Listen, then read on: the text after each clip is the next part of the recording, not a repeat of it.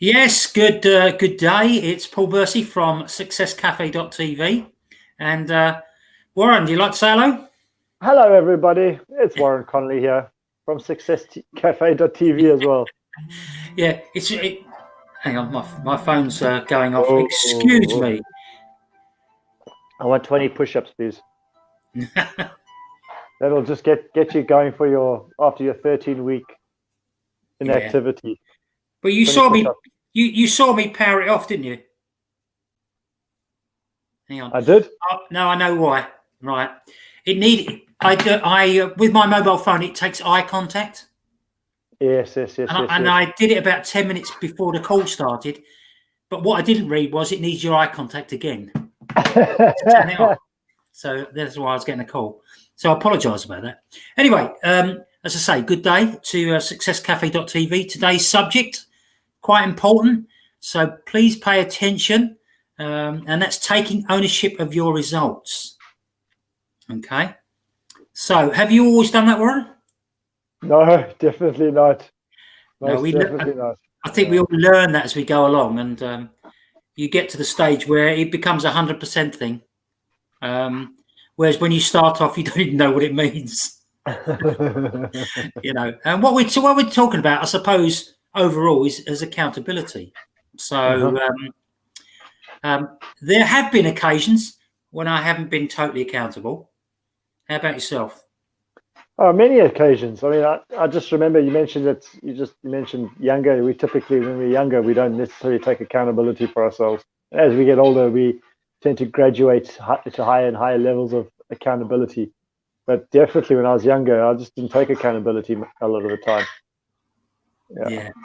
Because you think you know it all, and then you think that when something bad happens to you or somebody does you wrong, it's their fault or it's the situation's fault, and it's not you. It's got nothing to do with you. Yeah. And it's this is a typical youngster's predicament, right? Yeah, I think we have to give youngsters the benefit of the doubt because we were all there at some stage, but you can't continue that way. Yeah, if you know the information, you need to change. But absolutely. Now, most people refuse to take responsibility for their own actions and their own thoughts and how they react to different things, and also their failures. I remember. I think I was listening to some personal development stuff, and they were talking about you blame your parents, you blame the government, you blame this, you blame that, and I suppose I remember some of that, but I've even done it in the last year. Not I don't do it a lot, but I have done it in the last year. Okay. In a sort of way, but because at the end of the day, whatever you do, whatever you get involved in, whatever hobbies you take up, or business, exams, it's down to you, meaning us. Mm-hmm. It's down to the individual. The individual, exactly. Yeah, and but a lot of people don't accept their failures. They don't accept responsibility. They don't accept accountability, and they blame everybody and his dog. Sorry, Coconut. I'm not talking. That's our dog's name, by the way. Yeah. So no, new dog. Coconut is exempt. So, but anyway, I mean, look, I do believe that it's in our culture to moan and complain, and for some of us, we're you try and drag yourself out of that culture, and really to take responsibility. Now, I suppose the biggest area where I took responsibility was when I was a police detective, and you just had to take responsibility. There is only you.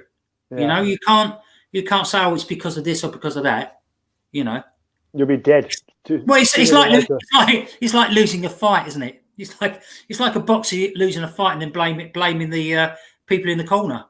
Well, we saw something similar to that happen recently, didn't we? A big title fight, and the the guy that lost it claimed that it was because he had no energy after his performance coming up onto stage. I won't, I don't know if you know what I'm talking about, but I won't mention any names. But it was it's a title weight fight, and he blames it on his. I mean, that's just a classic example of not taking responsibility for your lack of training or lack of conditioning or whatever. Bottom line is, you didn't hit him hard enough, or didn't have the quantity of punches. That's really what it's about, especially with boxing. But our culture really suffers and promotes victim mentality. Mm-hmm. And I think we probably get that from our parents a bit. We probably get it from school. We get it from our peer groups or friends. And it does take individuals time to move to that place where, you get to be accountable. And the problem is that with accountability, people think it's a very, very negative thing. They feel like they're probably standing in front of the headmaster. Yeah, and this is the reason why so many people don't choose accountability. They choose not to be accountable, because for the exact same reason. They think that it goes back to the same thing as like, and especially in today's modern society, so many kids in particular have no accountability. They have no opportunity to be accountable for anything because their parents do everything for them. As kids, they have this done for them. They get transported here, there, everywhere. Everything's done for them. They don't really have to worry about anything at all. And then they've got no accountability when they get older. And then when you try to enforce that upon a kid or teach a kid accountability, they're like, hey, hang on a second. Why are you you don't have the right to tell me this? My parents never did that with me. So why are you telling me to do that? This is exactly the case in modern day society. But when do you think was the first time? Can you remember when was the first time you took real accountability in your life? You said detective. When you're a detective, I've actually mentioned the incident before, but it wasn't to do with accountability. It was when I was standing in front of the school assembly, and you had to write. I wrote the football reports for all the years, all the different levels and years that were playing football, and basically I wrote down the word initiative. Okay, and in the middle of me talking, I had to go and ask, a teacher what it meant. I have absolutely no idea why it's written down if I don't know what it meant. I think I wrote it down slightly wrongly, and I didn't understand what the word was. And then he said it was initiative. So I had to put my hands up and say, I forgot what it was about, And so I remember that. I mean, I was an athlete, a young athlete. I don't remember taking accountability for anything there.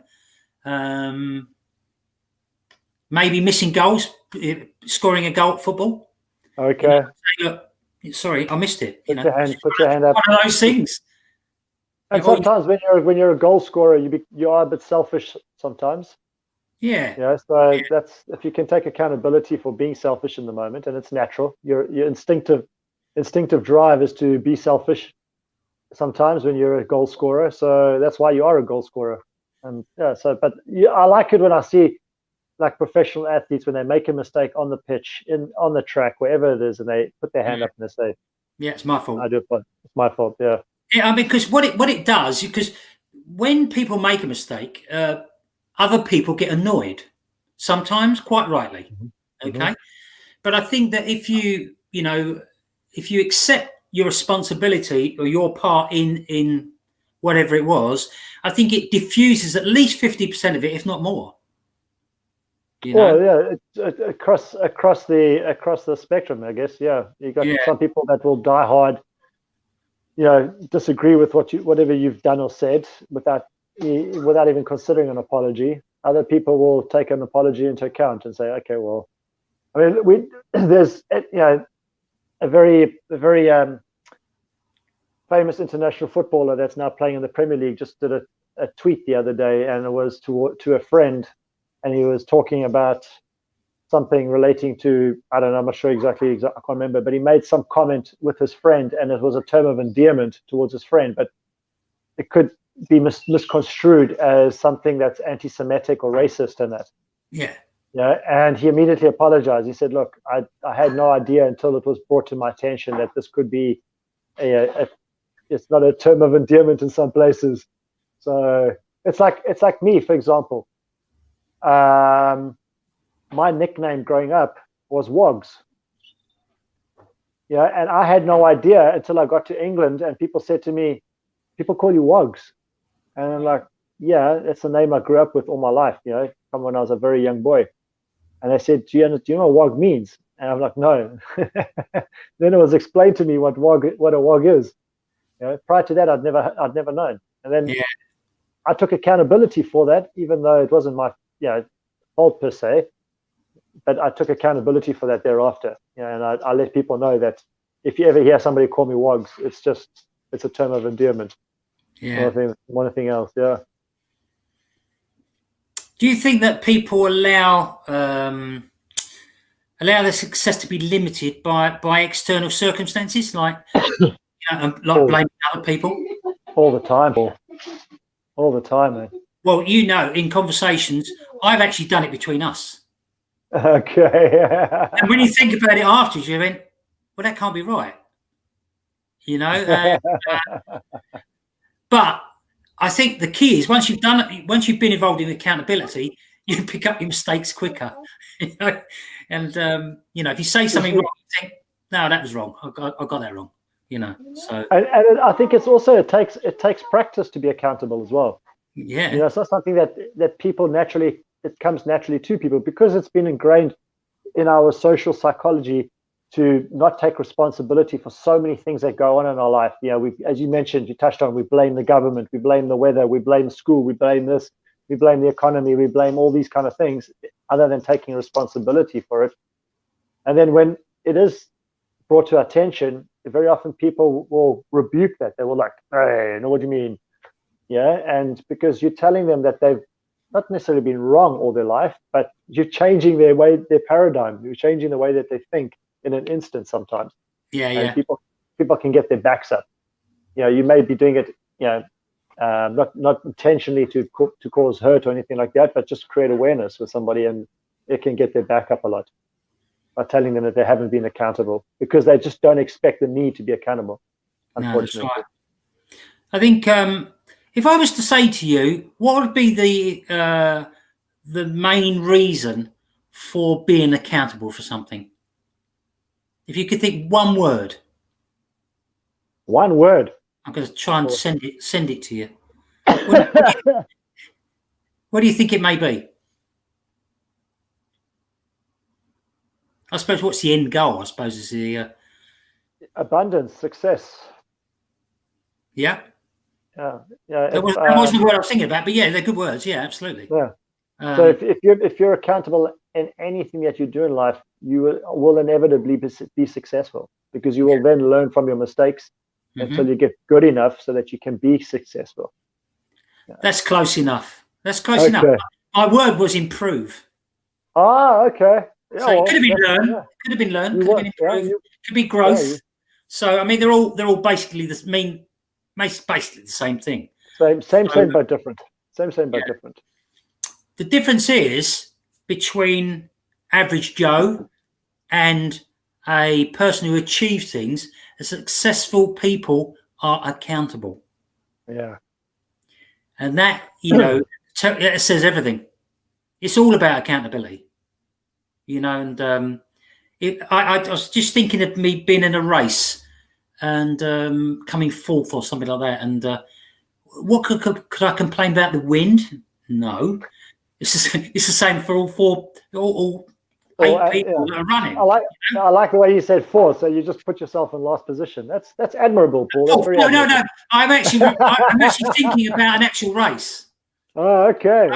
So I wasn't, I don't think I've never been lost in a race, but I'd accept it if I was giving my best. I'd accept it, but I think I'm supposed to have a fitness test for refereeing on Sunday.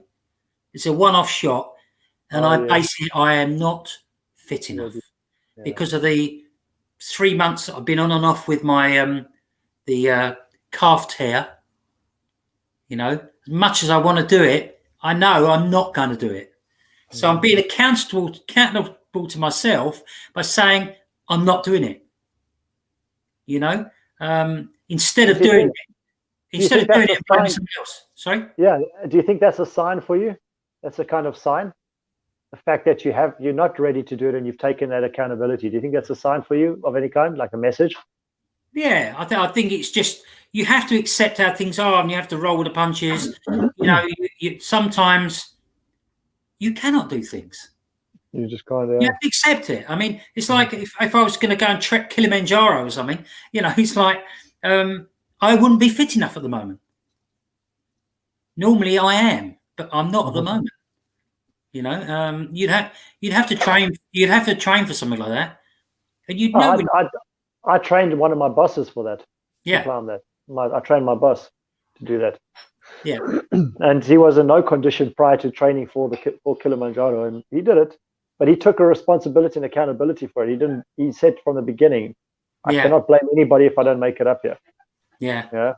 Mm-hmm. And that was admirable as well. Well, that's good. Good idea. So I think you can only relate it back to certain things, because when you're put on the spot, it's hard to think of things, But I mean, I've done boxing before. I did boxing for a few years, and I lost a few bouts. Okay, and I was expected to do really well, and so I was accountable for losing. Okay.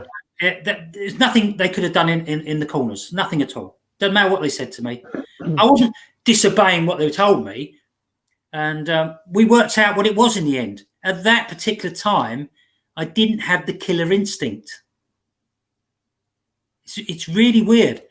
And don't get me wrong, I've been in proper fights before. And trust me, I had the killer instinct. But in the boxing ring, for some reason, I think I fought the same bloke twice and lost both times. Kevin. Okay, well, but psychologically speaking, he would have had an advantage over you after the first fight in any case. You may not have known it. Yeah, I mean, I may not have known it. I didn't think it was a problem at all. But I didn't. I knew him. Him. So I can understand why boxers have this argy-bargy and verbal fight before boxing to get them in the right frame of mind, because afterwards they're good buddies, aren't they? Well, I don't know if they're sorry, they didn't have any respect before the fight, but after the fight, at least they have respect for each other for getting in the ring anyway. And you see that a lot of the time, Yeah, and you see that a lot. I see that a lot in MMA fighting, where the fighters have respect for each other. They may have a few words of animosity and banter, whatever, before a fight, but they really have respect for each other after the fight. Yeah. Ironically enough, however, I don't know, I might be wrong, but like a fighter like Cassius Clay or Muhammad Ali, I don't know how much respect he had for his opponents before or after a fight, to be honest. You just see the way that he was. Well, early on, I think early on he was far worse. Okay. I think because he told himself that he was the greatest in the world, and he had to live up to it, and it's a shame that he stopped in boxing. Same like Mike Tyson. Yeah, because they both went to prison, so they both lost their licenses, and they had something to fight for. Yeah, and I just think that pound for pound, I think Muhammad Ali is the best boxer I've ever seen, probably along with Sugar Ray Leonard. Oh, Sugar Ray Leonard was beautiful to watch. But they all lost at some stage. Now, except for Floyd Mayweather, I think but not just him. There are a few fighters, top level fighters, that never lost in their careers. I think there's a list of like maybe 10 top level fighters that never lost a fight in their lives, in their careers. And unfortunately, most of those fighters you very seldom hear of them anymore. That's right. It's really weird, isn't it? But but it'd be interesting if you had a whole room full of sports people or business people. Really doesn't matter, but I think sports I find more interesting, and to talk to them about accountability and how they, did they ever blame anyone else? they always take it on the chin. That's a good one for boxers, isn't it? No pun intended. Right? Yeah. So, but and were they fully accountable? Because if you don't do the work, you're going to struggle, especially in boxing. I'm sure they must have been accountable in most aspects of their life. I'm sure that they must have been. Okay, so here we've got here. I've actually got a list. Ooh. Yeah, let's see. This list of what? Of undefeated male champions. All right. Male boxing champions. Ooh. Oh, there's a Pishi patrol for you. Oh, Kaki patrol. Off you go. Say what you think. Don't hold back. No. The dog just had a number 2. Ooh.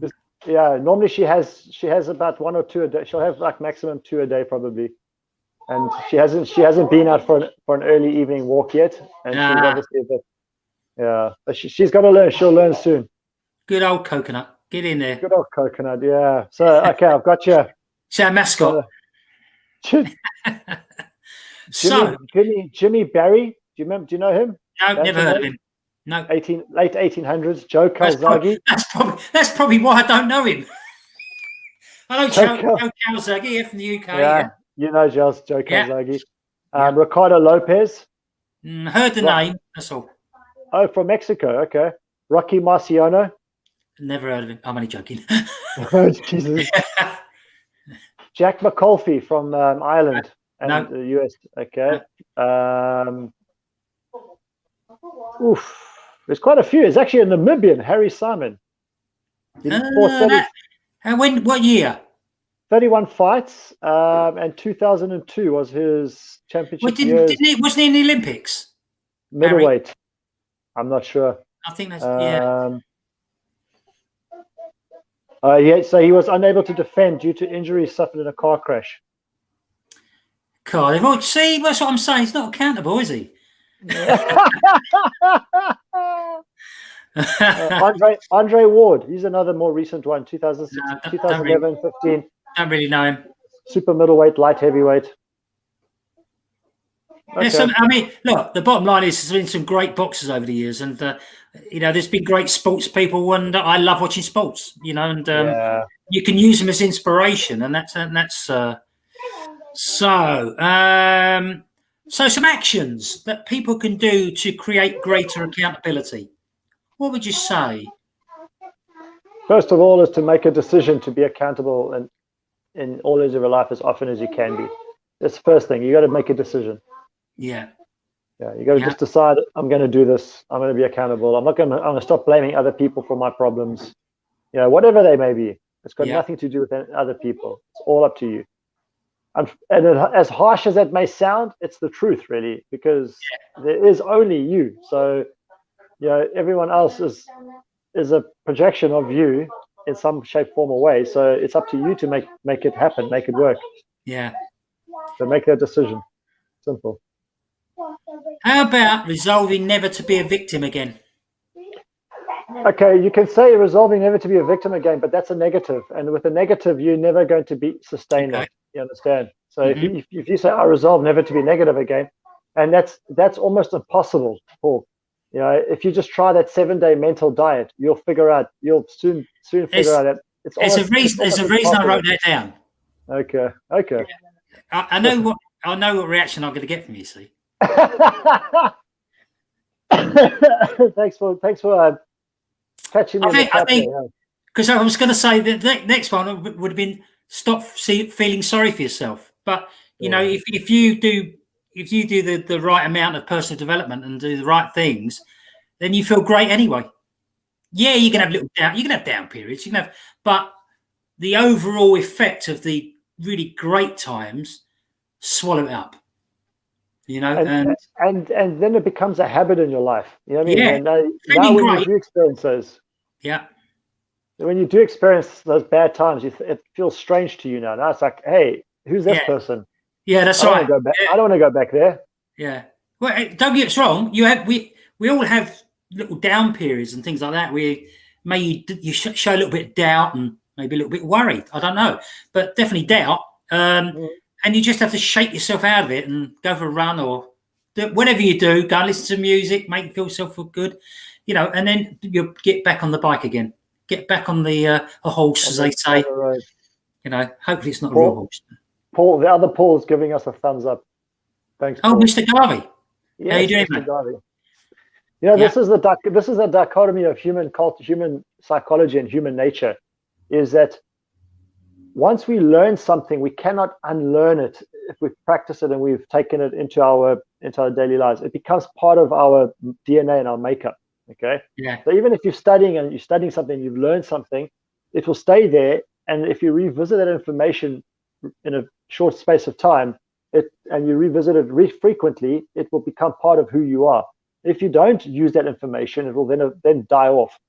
So, in saying this, so many of us, we've learned these skills. We've heard them somewhere, we've read them somewhere. Someone's told us before, a mentor or a coach or somebody, a guardian of some kind. And we know this, yet for some reason, as human beings, we choose not to accept it and we choose to fight against it. We choose that. It's almost like it's too hard for school. You're too cool for school. So because you don't want to just be this person that doesn't think bad thoughts or doesn't think negatively or is positive all the time because nobody else is. So you kind of fight that, or nobody else in your small circle.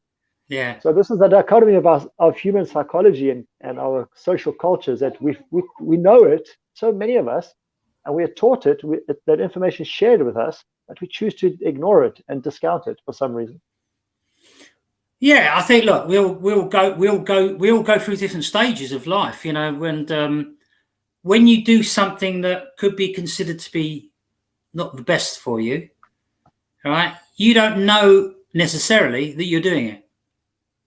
Maybe it might take you to realize yourself, or it may take someone else saying something to you. I don't know. Look, we're not going to get it 100% right, whatever we do. But I think if you're doing something worthwhile, if you're doing something that's of value, then there's a way of doing it right, or more than one way of doing it right. But when you were talking a few minutes ago, I was thinking about being a rebel. Well, have I been a rebel in my time? Yeah. Not that much. Not, someone else might not say I am, but I know I've been a bit rebellious. I think sometimes it does you good to have that little bit of rebelliousness in you, so that you because I hate people that are yes people. Yeah, I'd rather have a conversation with someone where we disagree slightly.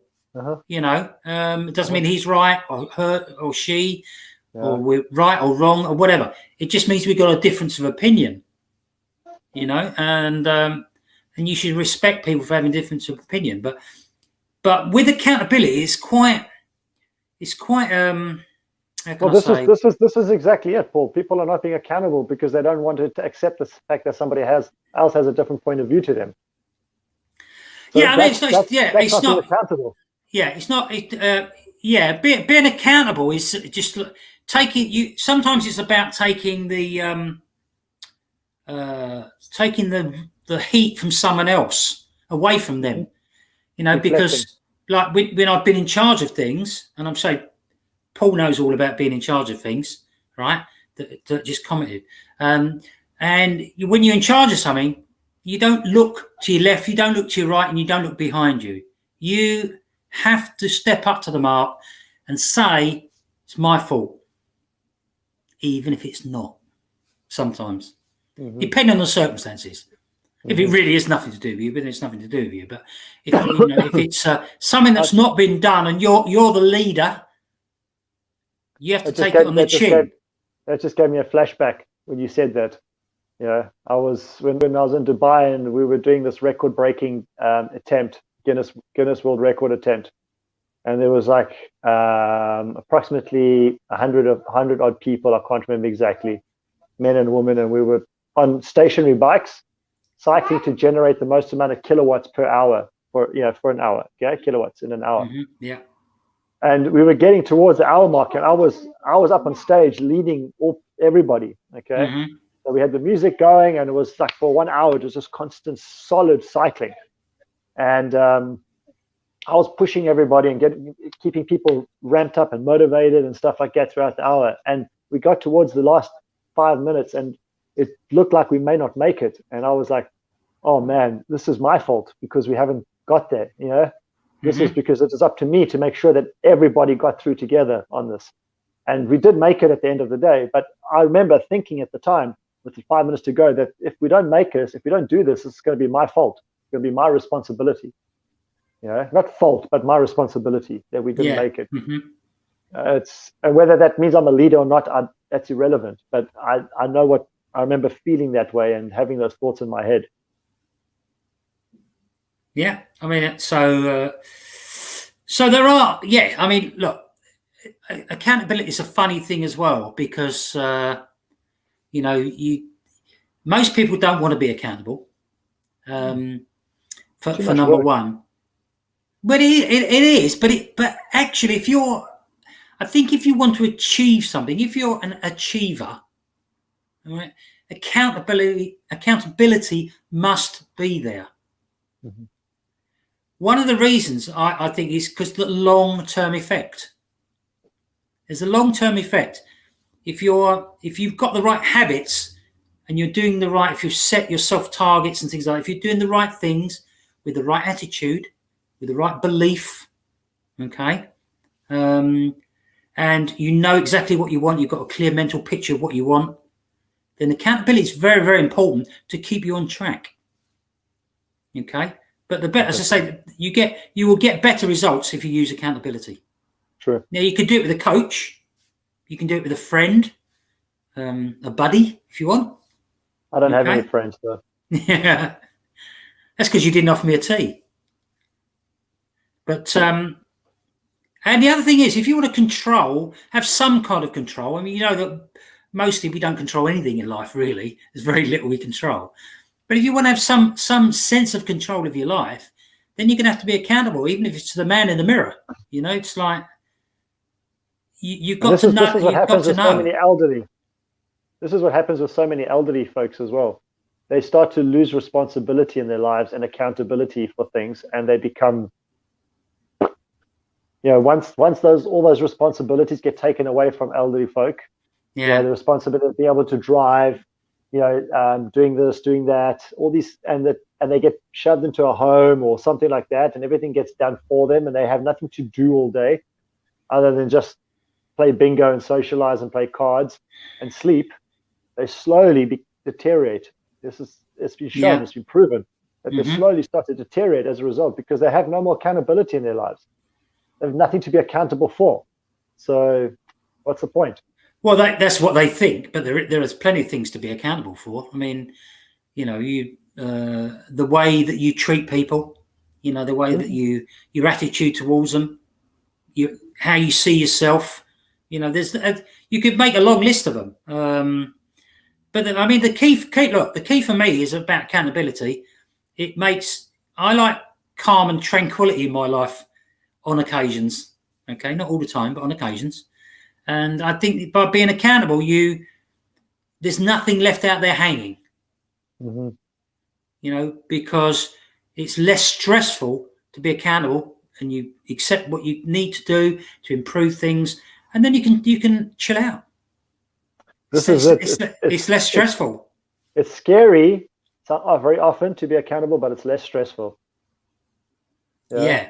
I mean, it can be really scary. I mean, I remember a couple of times at work, I can't even remember what it was now, but, you know, like you don't do something and you keep putting it off, you know, and it gets worse in your mind. It doesn't get any worse anywhere else, but it gets worse in your mind and it grows, you know, and it gets to the stage. If you let it, it will get to the stage where you can't get around it because it's so big in the room. You can't get around it. It's like, you know, whereas if you just attacked it on day one, got it out of the way, it's finished, it's gone.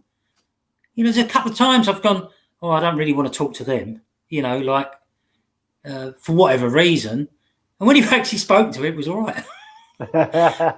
When you start thinking that everything's going to go pear-shaped, it doesn't happen. So I don't know, what other people's views are, on that. But I mean, I hope they'll find it useful to know about accountability.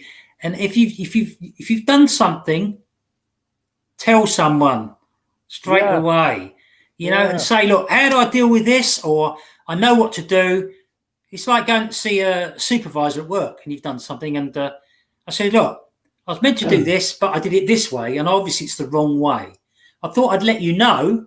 So when you come to look at it, you'll know I'm now dealing with it in the right way. So, and it only happened on a couple of occasions, but I felt so much better by saying something. It's. What about with children? I mean, how do you teach or educate a child that accountability is a good thing without them being terrified? And because many kids, it's not the parents' fault, but many kids will be told, just tell me if you've done something wrong. And when they do, I mean, I don't know if you'd use the word accountable. I think maybe putting things right, maybe. I don't know. Whatever the term may be for the language that you're using.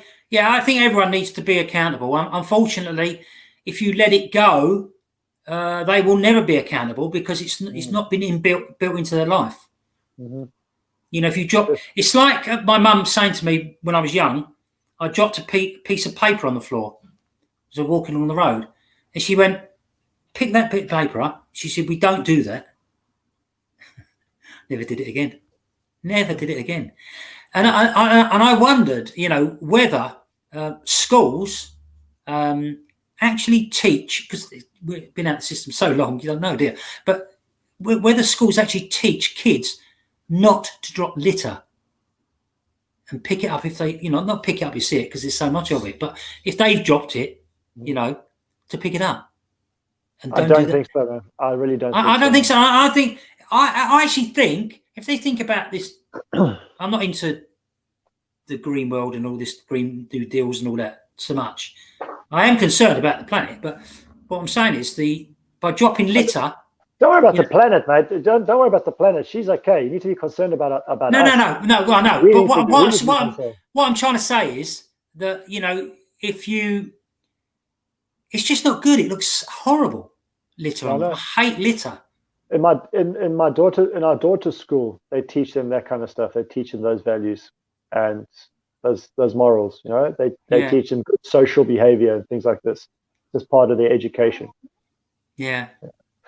I did that in Budapest, walking with our daughter the one night, and first time she ever saw me actually doing it was we were walking and somebody had left a big empty water bottle on the side of the sidewalk on the grass. As we were walking, I picked it up, and my daughter asked, she didn't even ask anything. I think she just said to me, "Well done, Dad," that kind of stuff. She knew what I was picking it up for. And I just walked until I found a dustbin and I could put it in. Yeah. That's what it's about. And it's. I think also if we can teach kids, especially kids, that it's okay. You feel safe if you've done something wrong. There might be repercussions. Then you may have to pay penance for it in some shape, form, or way. But your life is not going to ever be in danger if you do something wrong. If you own up to it. Yeah. If you've done something wrong and you own up to it, you will be fine. You will be safe. And unfortunately, I don't think many kids know that or are taught or shared that information by their parents. Absolutely. I think that that we all need to be accountable. There's no doubt about it. So it's an individual thing, as far as I can see. You can either do it on your own or you get help, and that's it. About the best way I can say about. To deal with accountability, but you shouldn't avoid it. It's definitely shouldn't avoid it. True. You're not. I remember going into the headmaster's office at school and getting a whack with a ruler on the hand. Oh, is that all? Just a whack on the ruler? That was one of them. Okay. And I don't know what it was. I was actually in the same headmaster's office. The girl with me. Later became my stepsister. Okay. Many years later. Yeah. Okay. That's another story. But yeah, we both got a whack. So I Oh, don't. you both got a whack. Okay. We both got a whack. Yeah, on our hand with a ruler or slipper or something like that. I don't know. You can't do it now, but I didn't see it as such a bad thing. Yeah, we used to get a caning. We used to get caning. Yeah, I know. I haven't got to that stage. Okay. Yeah, But yeah, unfortunately, I think the problem with corporate punishment, it did make you accountable.